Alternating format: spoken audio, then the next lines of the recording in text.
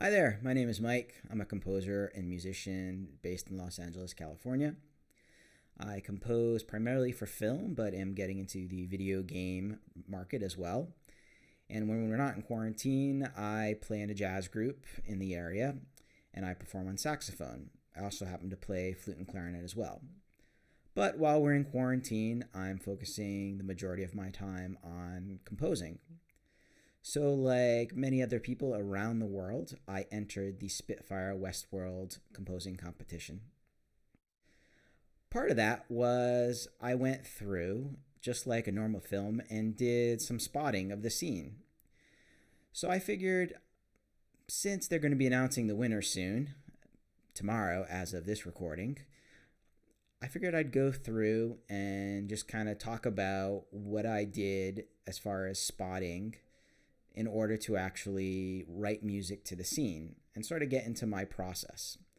So I'm going to apologize if there's some start and stops. This is kind of my first recorded video content and kind of getting acquainted with my new recording/streaming setup. So hopefully it won't be too bad. And I'm going to try to go through and ideally I don't want to have to go back and do any edits if possible. But we're going to start out. So we're going to go ahead and bring you into Cubase, which is my DAW of choice. I actually just started using it back in January. No, actually January of the previous year. So it's been almost a year and a half I've used it. And I used to use Logic Pro, which I still use for some things, but I just love the sort of modularity and customization of Cubase Pro. It has some things that Logic doesn't have.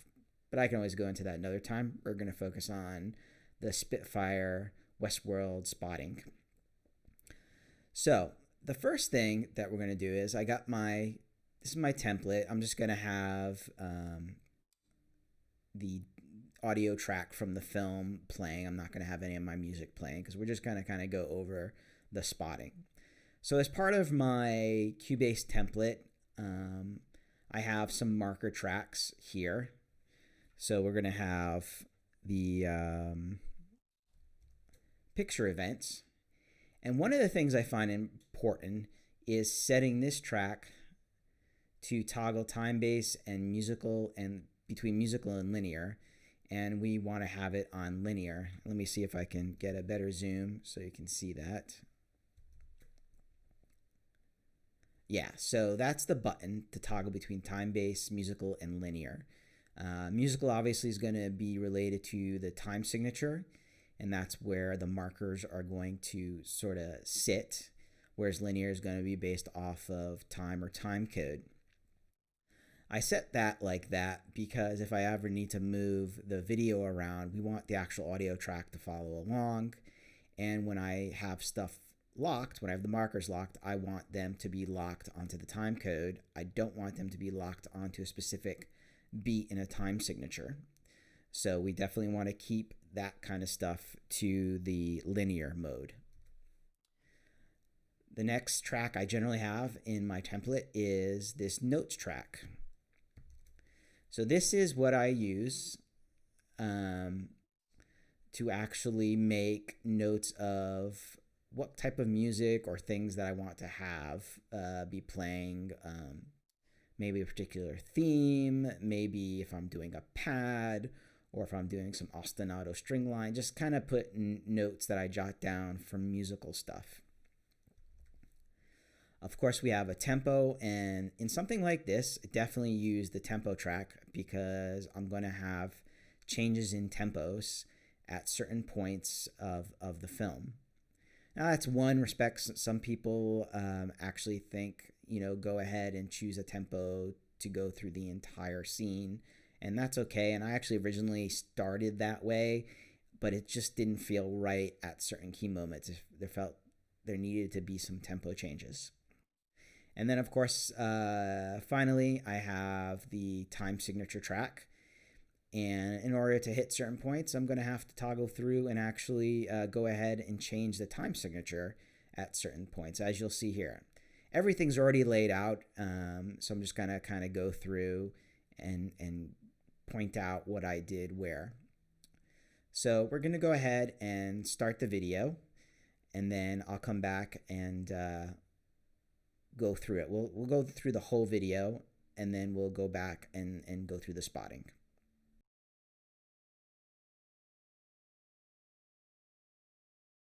We're approaching now. Stand by. Got it.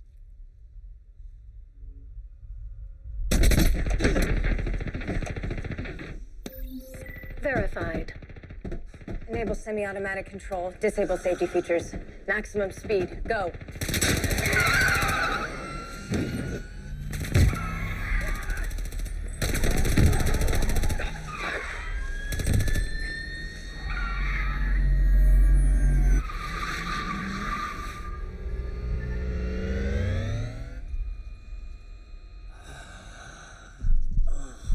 What's happening to him? I think he's switching genres.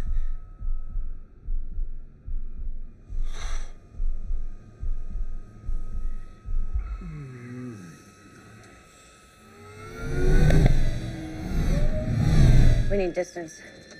Head south.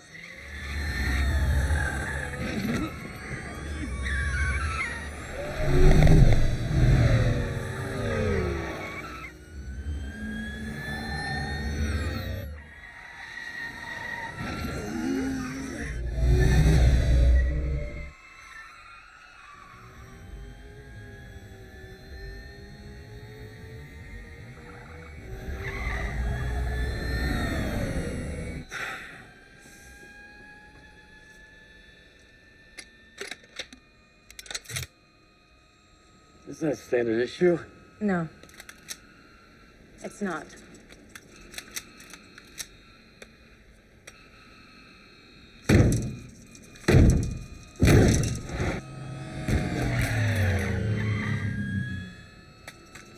Point and shoot.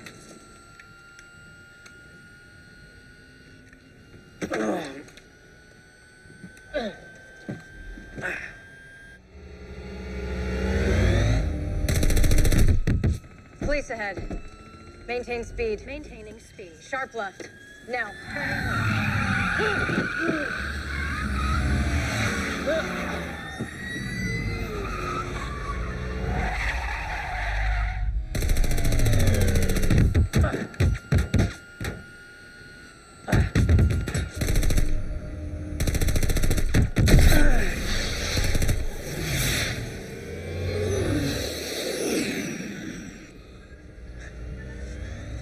I missed. Hold on.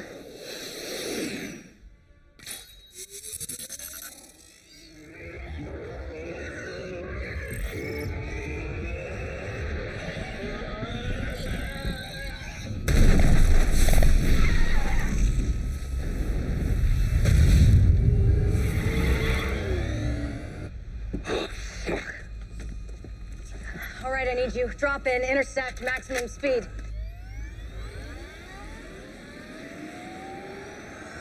Arm charges now.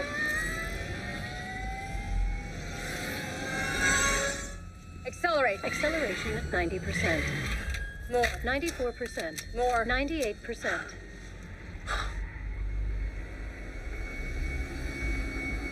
Stop.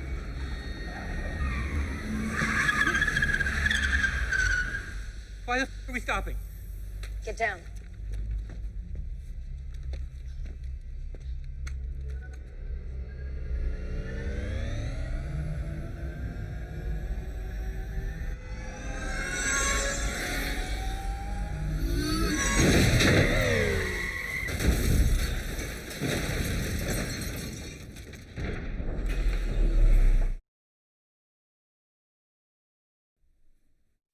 Hi there, I'm back. So there was the whole video that we've probably all watched dozens and dozens of times as we've checked out our peers' entries into the competition. Sorry about that, but just kind of wanted everyone to get one time look through it. And you'll notice it's funny, at a couple of points you sort of hear the bleed of Ramin Djawadi's music that he used in these particular scenes.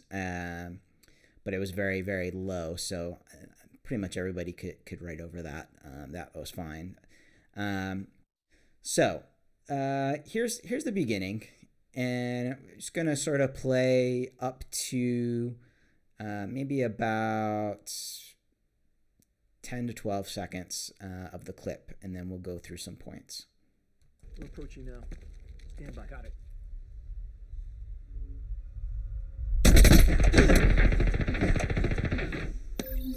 Verified. Enable semi-automatic control. Disable safety features. Okay, so we'll stop there, and we'll kind of go back. And we'll notice the first timing here that I put is just CU, my abbreviation for close-up. I think that's correct in the world. And just kind of putting, I forget the guy's name. I have actually watched the show. I just don't remember that particular character's name. So I just put Corp Guy. So anyways, so I just kind of put that there to indicate that we're getting a close-up shot of this particular guy. So that way I can sort of have something that reflects what's happening of that shot. In which case I did have sort of a drone happening, and there was something else. But again, you can go watch my submission to actually hear the music. It's up on my YouTube. So the sort of next important thing is, we go over here, and there we get gunshots. So in typical scoring situations, in real life work situations, majority of time you're going to be writing music when the sound effects or sound people are creating the sound effects at the same time. So you kind of have to imagine the sound effects, because you got to understand that dialogue, first and foremost, is king in any sort of movie, TV show, that type of visual stuff. Sound effects, in some cases, are a very close second, depending upon the genre of movie. And music's kind of last, unfortunately. So you got to learn to write around the dialogue and the sound effects. Now, there are some exceptions, John Williams, but there's only one John Williams. So chances are, if you write over top some of that stuff, they're going to either duck your music down. Ducking is just basically the act of taking a particular section of time and lowering the music below everything else, or whatever the sound is. It's sort of just ducking. I believe it's also like a technique you can use with some plugins and stuff like that. But anyways, so in this case, we did get sound effects. So, I just wanted to be cognizant of where I had sound effects. So, gunshots, I want to be clear that that's happening, and then understand sort of in the frequency range where are those going to occur. And we also don't want to have anything too much moving music that could conflict with that, that could take away from those gunshots. So I just kind of made that notation there. And we'll continue on. Verified. Enable semi-automatic control. Disable safety features. Maximum speed. Go. So let's stop at that point. Again, we have a sound effects here of him putting his hand on that tablet type device, and there's a sound effect noise, which is probably pretty important. People want to hear that, because that's, it's indicating it's actually functioning, it's doing something, the actual devices. So we want to make sure we kind of stay out of that frequency range. So I sort of put an indication of approximately start end of that handprint sound effect. And then we have these dialogue points. So again, the dialogue points are going to be important, because you're going to actually need to be careful about the particular actor's vocal frequency range, because you want to write around that. You want to write above, want to write below. You want to not clutter up that frequency range too much. I don't know how well I did. I think I did pretty well with my submission. Again, go listen and see what you think. I'll try to put a link in this thing to my submission, so you can just go check it out. So anyways, and then I just kind of put a little musical note here, add low, sort of have add a lower frequency instrument, a bass drone or something. Again, I wrote this a while ago, so I can't remember everything what was going on. And you notice back here, drone high, I put something in a higher register to sort of get out of the way of some of these other sounds. And then we have dialogue, then some more sound effects. On this one, car hit, and you can see over here, car hit and tile screech is sort of what I called it. Here we go. Sound effects, car hit and tile screech. Just so I kind of know from my own personal thing, what is that? And then in this area is, and let me zoom in on there. And this area is in the film where suddenly the car is starting up and it's going to sort of take off. So I indicated for myself to ramp up the music to take off that part. And then I'll fast forward a little bit here. You notice motor, that's just indicating that I'm having sort of some repetitive percussion or maybe staccato, spiccato string passage or ostinato going, just to kind of drive the action. I did try to score this in a very action-oriented style. I know some people kind of went different ways. I just wanted to give a shot because honestly, drama is sort of my better genre. That and sci-fi. Action is I'm a little weaker on, but I wanted to give it a shot anyways. Okay, so then we're going to continue on.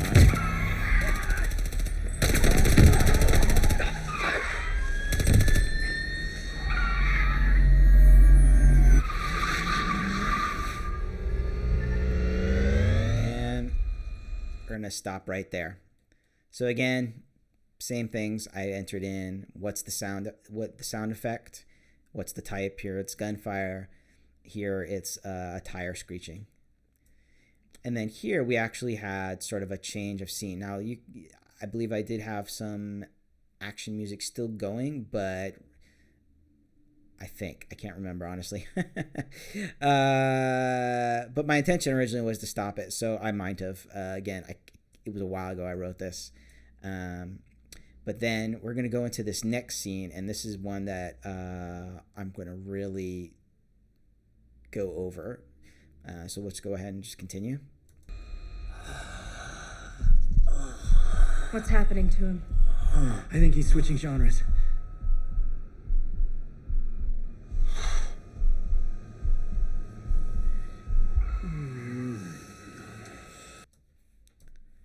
Okay, so I watched a lot of submissions, and at least the ones I watched, I think only one person sort of wrote, in my opinion, appropriately for the scene. Meaning, not that the music wasn't good, but the music as it should apply to the particular scene.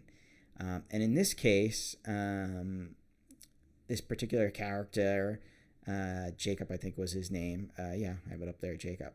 We're going to show you that over here. You can see I put in, this is Jacob and his heartbeat. And then we got the corporate guy saying something. And so is Dolores, the female character in this. And then as you can see, I made some musical notes of kind of what I may want there. So sort of my,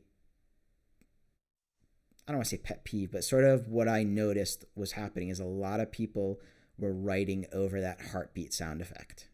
And I think it's very, very important to the scene. And honestly, I think if you either wrote too much to cover it up or you wrote in that sort of lower bass frequency register, that would interfere with it and drown it out. That in a real world situation, that music or those particular instruments in that range would probably be completely taken out, because I think that's important. And I think in your notes, spotting notes that you'd get with that a music editor would give you, or if you were spotting, indicating that there's a heartbeat sound here would probably be pretty important. And we all kind of have a good idea what a heartbeat sound effect sounds like. So we want to kind of stay out of the way. And I think I did a pretty decent job of doing that. If you haven't seen the show, I think it's a pretty good show. Take a look at it. It's sort of this guy sort of tripping out on, I guess, this pill that makes you have these hallucinations of being in different genres of movies, if I remember correctly, or something like, you switch to from like a film noir to like an action to, if I remember, I think that's what it was. But go watch it. It's actually a really good show. I'd watch it from the beginning. But we're going to skip ahead, and we're going to watch from the end of this when he comes out of it. We need distance. Head south.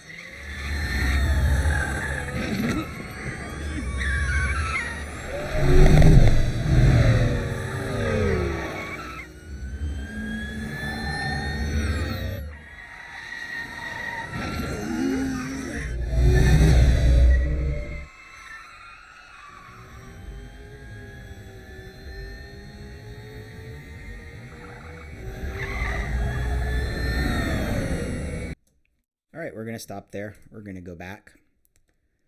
And just real simple stuff indicating in this area that there's some car motor sound effects. Here we're indicating, showing that we got some dialogue and then some more just what I consider car noises, screeching, and different car noises that are happening.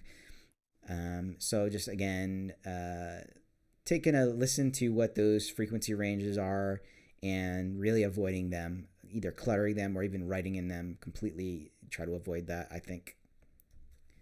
But I had mainly action music going through all this time and stuff like that.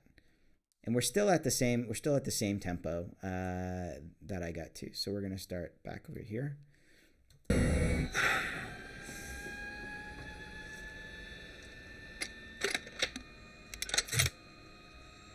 Does that stand an issue? No. It's not. Just gonna stop right there.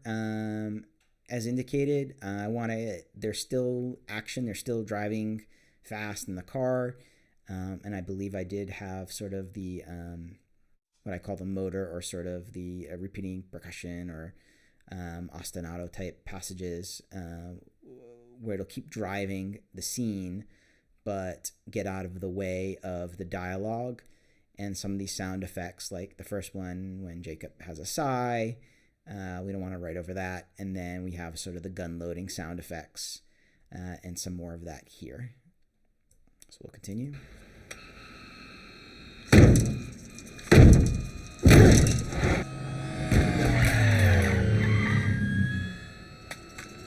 Point and shoot.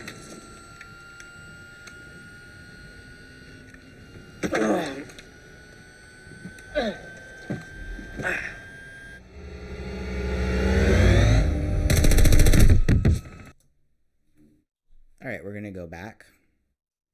Again, we have a sound effect here where she's breaking the roof. I indicated if I wanted to put something with there to sort of hit that. I didn't do it. I just kind of wrote through it. Didn't really need to sort of hit that. I didn't think it was important. We have some more sound effects. Here. Less here, like just take away some of the musical elements to get out of the way of some of these sound effects. So we got a gun click. Let me get out of that. I can click on it. Yeah, you can see sound effects gun click, and the sound effects dialogue gun click, and Dolores speaking. Some more sound effects here, the car noise sound effects, and some more guns here. So this is where we left off.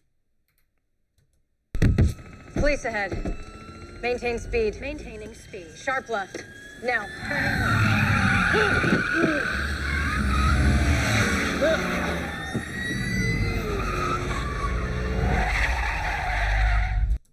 So we'll stop there.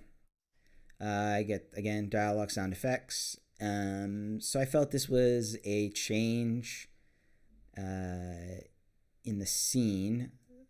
So I think I changed the music a little bit here.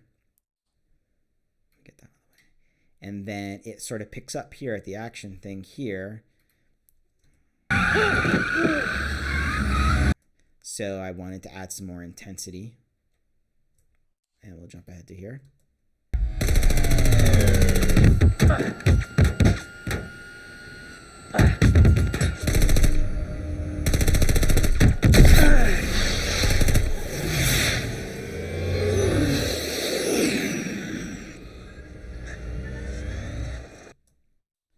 Okay, so we'll go back. Again, just indicated there's gun sound effects all throughout here.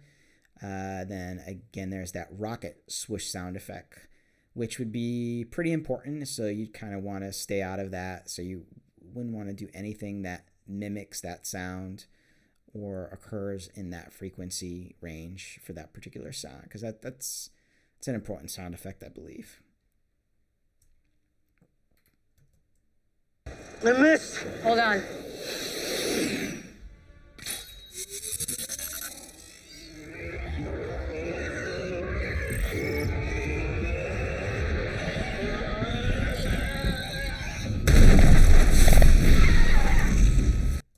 So we'll stop there. So over here, we can see we got dialogue with Jacob and Dolores, just my shorthand. And then here we have the rocket noises going throughout this whole scene. And there's a change of music I wanted to set a different tempo here. As you see right now, it's on 110. Okay. And then if we go over to bar 72 here, I just increased it a little bit to 120, just because I felt that the rocket action just needed a little bit of a boost to also intensify things.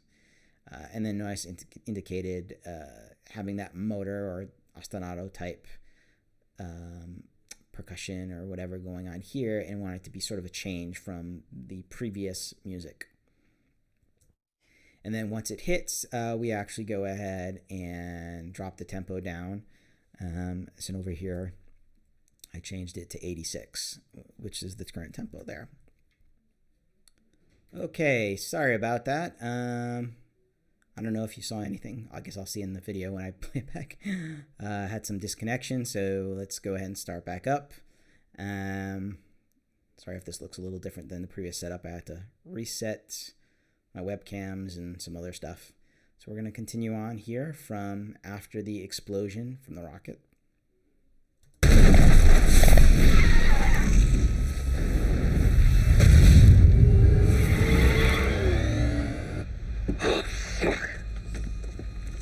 All right, I need you. Drop in, intersect, maximum speed.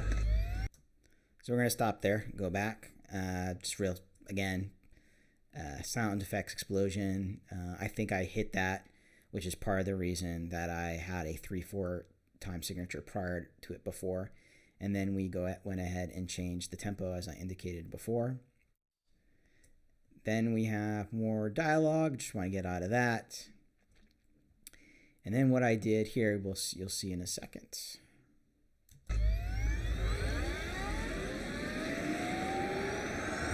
Arm charges now.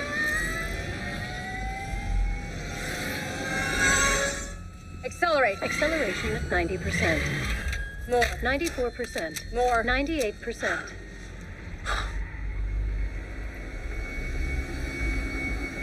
Stop.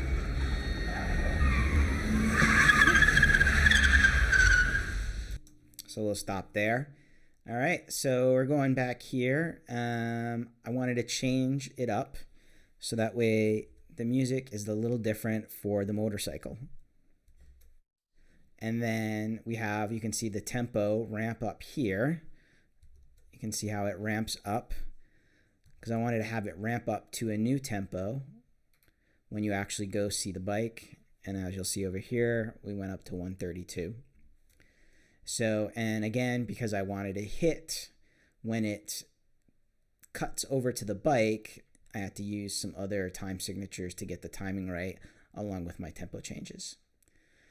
So then here, new motor bike. So again, a new sort of pattern or ostinato or driving percussion thing to go on there.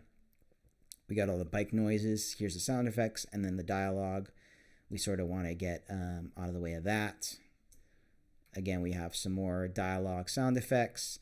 And I just indicated here, I wanted to make a change. And I think I did with the thing just to sort of ramp up because you'll hear what happens here. Acceleration at 90%. More. 94%. More. 98%. So you notice how she keeps saying to ramp up the speed, ramp up the speed. So I wanted to make changes for each time she says that. Not exactly when she says it, but like a little bit after to reflect sort of the reaction to what she said. And we'll go ahead and start from here. Stop.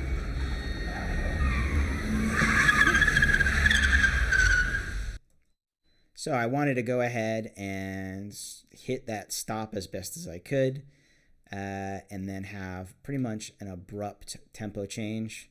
So we're going to go ahead and go down to 116. And then, again, just putting in notes about what's happening there. So let's go ahead and play this next section. Why the f are we stopping? Get down. It's funny, you can hear some of the background music here a little bit.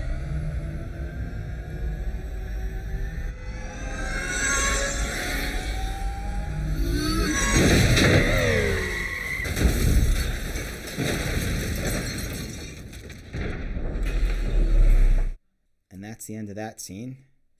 So again, we have had some sort of motor, and then I indicated, I want to have a build up of intensity as the bike is speeding along. So here you see it speeding along, and then we just want to have, it really intensify as the bike comes into view. You got more bike noise as it speeds along. And then we get that first hit. So in order to get that first hit, approximately, get the music to sort of hit that, I needed to do, again, time signature changes to hit that. And then as we indicate, there's a hit there, and then we're going to have an explosion.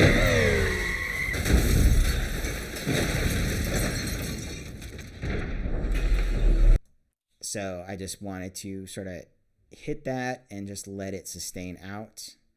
There's just the amount of time it's taking for that explosion of the SUV to finish. And then here I just indicated if I wanted to sort of do a fade out until we get to the actual Westworld logo. I was going to do something here for the HBO logo, but I ended up not doing that. Some people did, and I thought that was fantastic. So that's sort of my process. We'll go all the way back here. That was my process for sort of spotting this. It's kind of what I do with any film that I work on. I just kind of go through and make notations about timings of where things are going. And obviously, if it's a film that's, a long film, not something short like 5 minutes, I'm going to break this up, have different sort of start points of the film in different sessions of Cubase. That's a whole other topic we can get into. But anyways, I hope this just provided a little bit insight of what I did. I'm sure other people may have done things very differently.